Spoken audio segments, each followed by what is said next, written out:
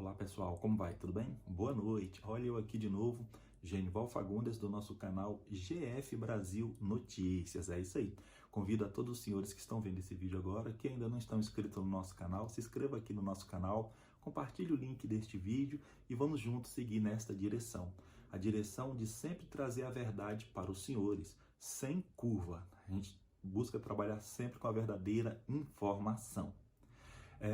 Hoje, excepcionalmente, não teremos a nossa live por questões de problemas técnicos, mas amanhã, às 21 horas, estaremos transmitindo, fazendo a nossa transmissão ao vivo e interagindo com os senhores, beleza? Então já fica aqui o convite para amanhã, às 21 horas.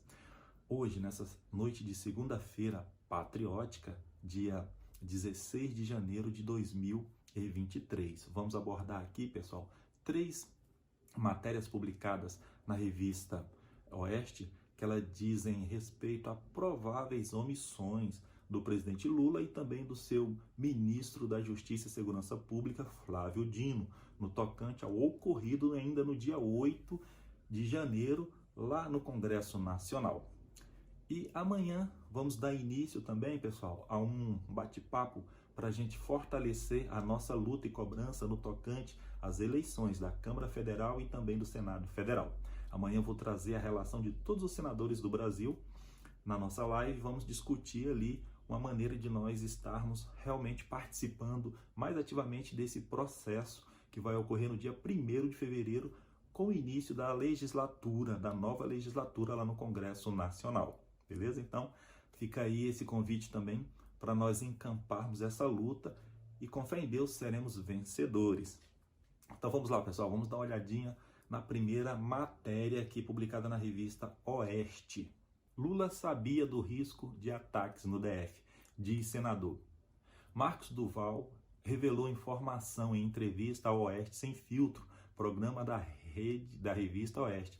Essa entrevista com o senador Marcos Duval foi realizada hoje no programa Oeste Sem Filtro, que também está sendo transmitido lá pelo site rumble.com. Então vamos dar uma olhadinha, ver o que o senador falou. O presidente Lula sabia do risco de ataques na esplanada dos ministérios em Brasília. A informação é do senador Marcos Duval, Podemos Espírito Santo.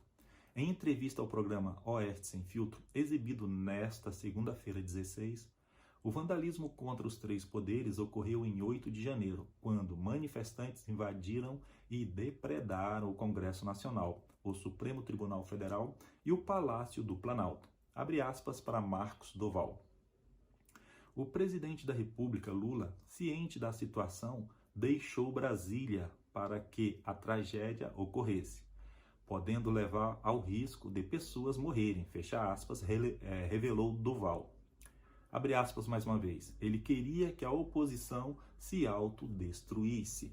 Então isso aqui é a conclusão que o senador Marcos Duval ele teve de todo o desenrolar dessa situação.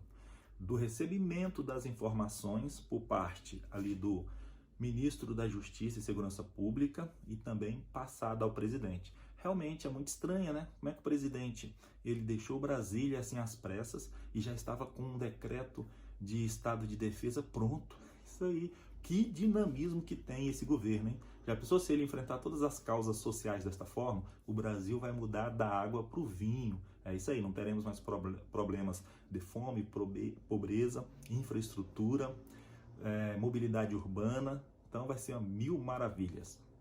Segundo o parlamentar, o petista soube da possibilidade de ataque por meio de mensagens no WhatsApp, no sábado 7, um dia antes da invasão. Abre aspas.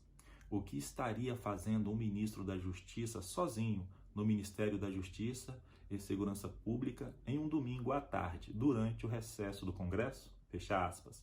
Interpelou Duval, ao afirmar que Dino, ministro da pasta, também sabia da possibilidade dos ataques.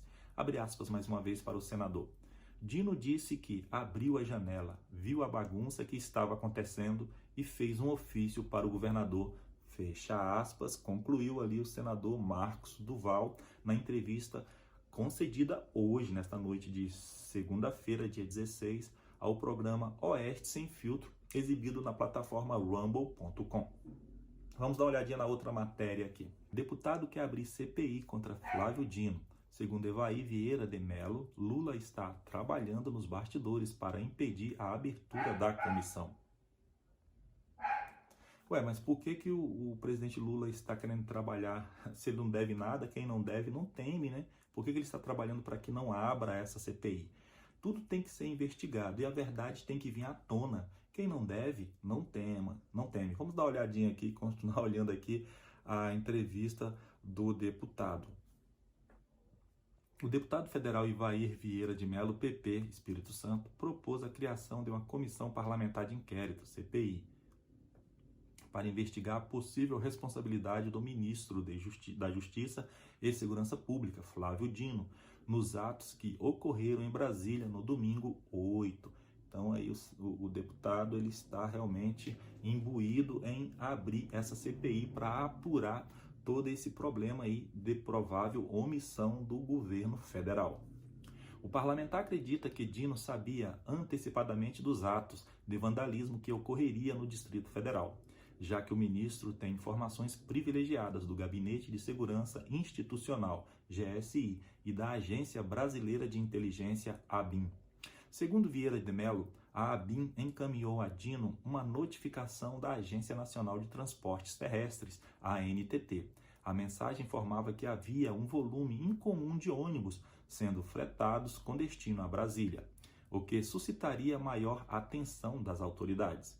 Conforme o texto encaminhado pela ANTT, havia um total de 105 ônibus com cerca de 3.900 pessoas ou 3.900 passageiros. Então, pessoal, realmente tem que se apurar essa situação, porque tudo leva a crer que pode ter havido aí omissão. Mesmo que o ministro da Justiça e Segurança Pública tenha enviado um ofício, igual ele já declarou, ao governo do Distrito Federal, mas isso foi pouco, tá? Isso foi muito pouco diante do que ele poderia fazer para evitar todo esse ato de vandalismo com aquele prejuízo milionário aos órgãos públicos e também ao acervo público. Vamos para outra matéria aqui. Vandalismo é tão condenável quanto autoritarismo e campo de concentração. Também é mais uma matéria trazida pela revista Oeste.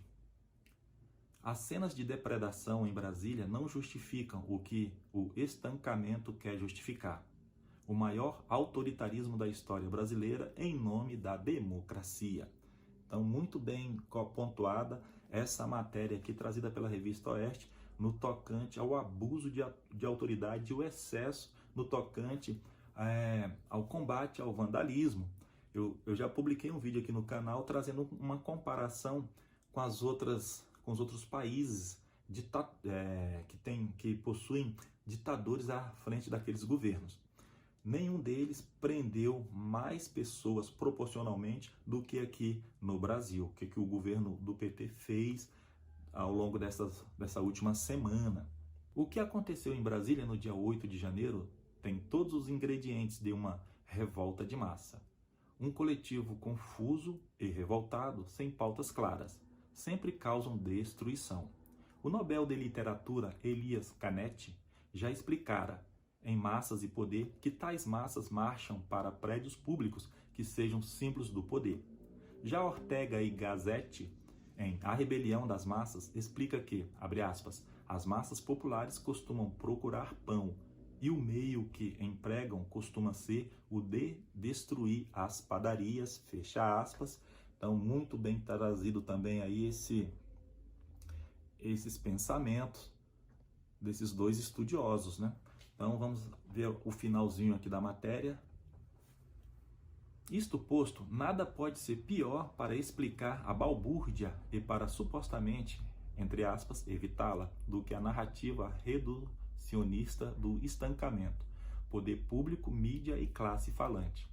A de que é preciso aumentar o já indesculpável autoritarismo brasileiro para combater supostos, entre aspas, golpistas, terroristas e os chamados atos antidemocráticos. Tal verborreia paranoica e totalitária só causou mal ao país, porque ela é mentirosa e ditatorial.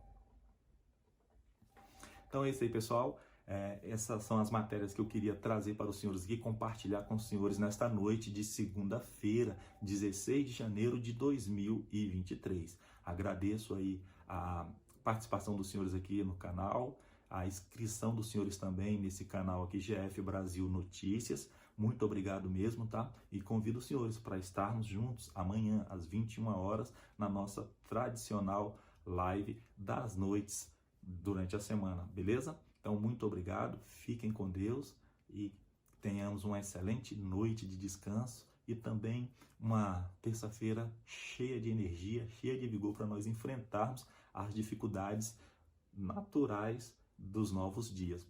Um abraço, que Deus nos abençoe ricamente. Até amanhã.